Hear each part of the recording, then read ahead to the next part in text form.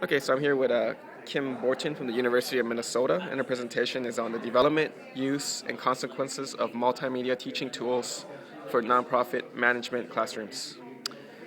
Kim, so you described the differences between Web 1.0, Web 2.0, and 3.0. Web 1.0 basically being a platform for basic information gathering and collecting, Web 2.0 for tools for better interaction, contextualizing, and sharing information.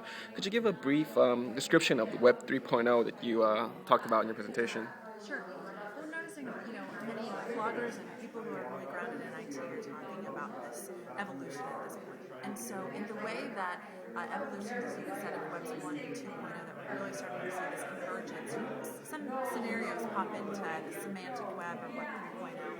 And essence of that is really sort of this web of data that's now available. So people talk about it in terms of read, write, and understand. That there's a dimensionality and network function to it that the data can communicate in a completely different way. And for us as educators, it's a real opportunity because we can, I think, using now the competencies that are, the capabilities that are available within that environment is really be able to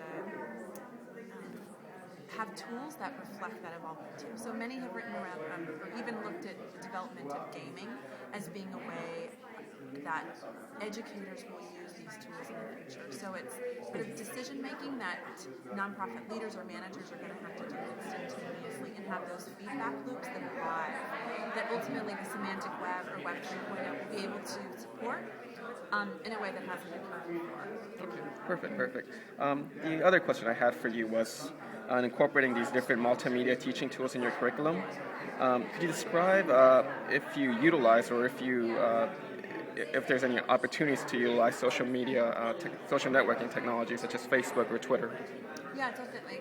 So, in a couple of ways, for example, our center, the Public and Nonprofit Leadership Center, has a Facebook account.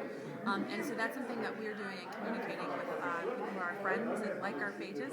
But in a way, is communicate some of the work that we're doing about that. In addition to some of our training programs, we've done online sessions with, and students can do interactive polls or tweet out to their group and then can feedback some of their information.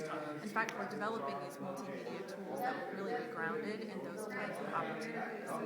One of our faculty, Joey Sanford, has done a multimedia case that really incorporates that communication back and forth with a decision that someone, a user of these would have to do, and then have a decision reflected back to them. Okay, perfect, Kim. I think those are the only two questions I had for you, and so thank you for your opportunity.